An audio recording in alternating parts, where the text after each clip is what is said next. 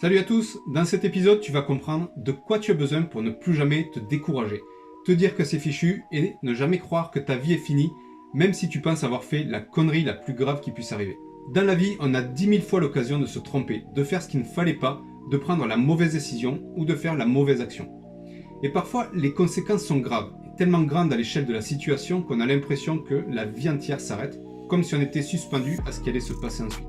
On a tous connu ces situations un jour où on a eu tellement peur, on a ressenti tellement de sueur froide qu'on se dit je ne veux plus jamais revivre ça. Yes, c'est fini, tout est foutu, cette fois ma vie est foutue, c'est fini, oh mon Dieu. Mais ensuite, qu'est-ce qui se passe? Ensuite, tu deviens méfiant, tu ne prends plus de risques de faire une erreur, tu ne prends plus d'initiative et finalement tu rentres dans un moule où tu te ranges derrière les autres et tu suis. Ce genre de situation critique, d'autres les ont connues et parfois de façon pire que ce que tu pourrais imaginer. Et pourtant, ces gars-là ont continué d'avancer malgré ces erreurs pour atteindre des sommets. Et il y en a un dans le lot que tu connais sûrement, c'est Arnold Schwarzenegger.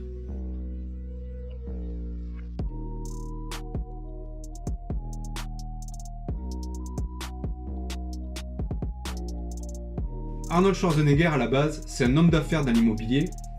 J'étais vraiment convaincu qu'avant même d'acheter un appartement en copropriété ou une maison, je devais d'abord avoir un immeuble qui me génère des revenus. Et c'était aussi un sportif qui a excellé dans le milieu du culturisme. Mais là où il est le plus connu, c'est en tant que star d'Hollywood, où il a joué dans une cinquantaine de films pour des cachets avoisinant les 30 millions de dollars. Tout le monde connaît le Schwarzenegger d'Hollywood, mais on connaît beaucoup moins le Schwarzenegger avant qu'il ne fasse ses preuves dans le monde du sport.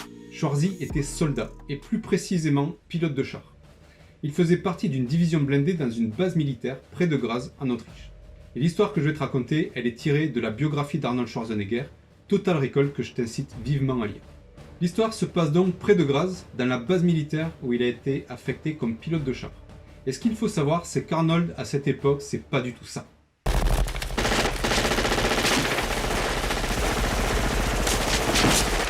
C'est quelqu'un qui est assez maladroit, il a à peine 18 ans et c'est déjà un habitué des gaffes. Il va le prouver à plusieurs reprises dans sa courte carrière de militaire.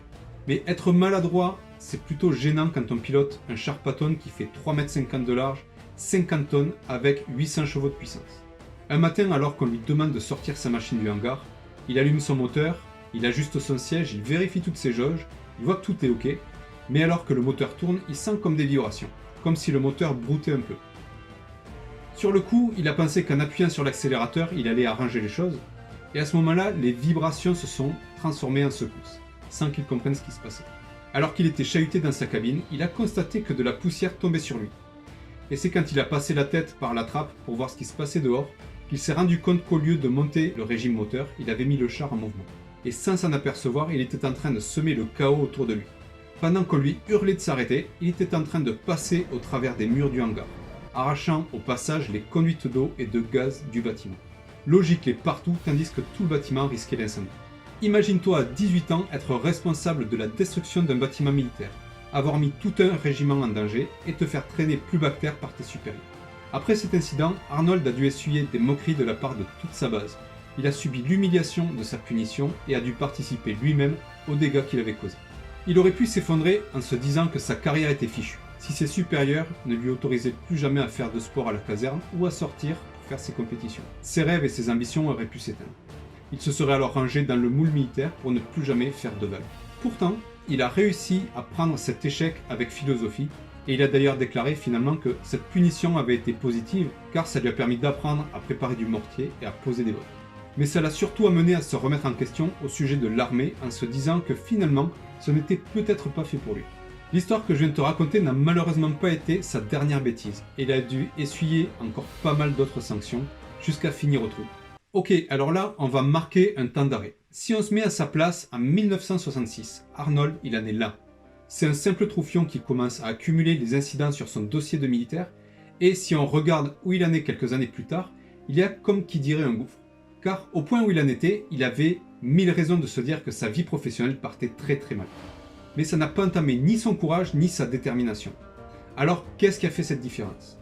Qu'est-ce qui fait qu'une personne arrive à rebondir après des échecs successifs, des humiliations, des punitions, pour quand même atteindre des sommets alors que d'autres personnes vont s'effondrer, s'apitoyer sur leur sort et se résigner à suivre la moyenne. Dans le cas d'Arnold, ce qui lui a permis d'avancer malgré les revers, c'est qu'il avait une vision sur le long terme qui n'était pas cantonnée à l'armée. Il visait beaucoup plus loin sans fermer aucune porte.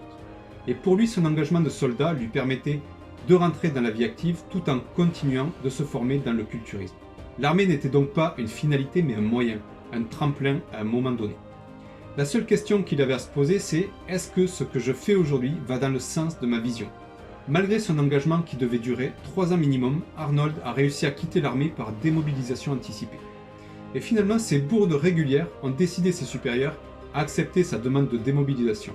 Et il a pu saisir l'opportunité qu'on lui proposait ensuite pour devenir entraîneur professionnel dans une salle de sport à Munich. Une nouvelle étape qui allait le rapprocher un peu plus de son objectif final. Ce qu'il faut comprendre, c'est que quoi qu'il se passe dans ta vie, quoi que tu fasses, rien n'est jamais perdu. Et ce que tu fais un jour ne doit pas freiner ce que tu feras le lendemain. Si tu te dis que c'est fini et que tu baisses les bras, alors effectivement c'est mort. Et au final, c'est toi qui vas déterminer l'importance de l'échec et ta peur des conséquences. Si ton but c'est de gagner ton salaire à la fin du mois et de plaire à ton boss, alors tes supérieurs auront toujours le dessus sur toi et tu seras bloqué dans la moyenne des gens qui seront autour de toi. Et alors tu auras du mal à te démarquer et à évoluer. Alors que plus ta vision sera sur le long terme et moins tu auras peur de prendre des initiatives et de te démarquer des autres. Tu dois donc avoir une vision et un objectif sur le long terme et tu dois sans arrêt te poser cette question: est-ce que ce que je fais aujourd'hui va dans le sens de ma vision ? C'est comme ça que tu pourras voir que l'échec que tu subis peut-être aujourd'hui est un tremplin vers autre chose de meilleur. Et grâce à ça, tu pourras transformer tous tes échecs en apprentissage, en expérience que tu pourras utiliser pour t'inspirer et surtout inspirer les autres. Alors si un jour tu penses que c'est foutu, eh bien pense à Arnold Schwarzenegger dans son champ. La vidéo arrive à sa fin et j'espère que tu as aimé.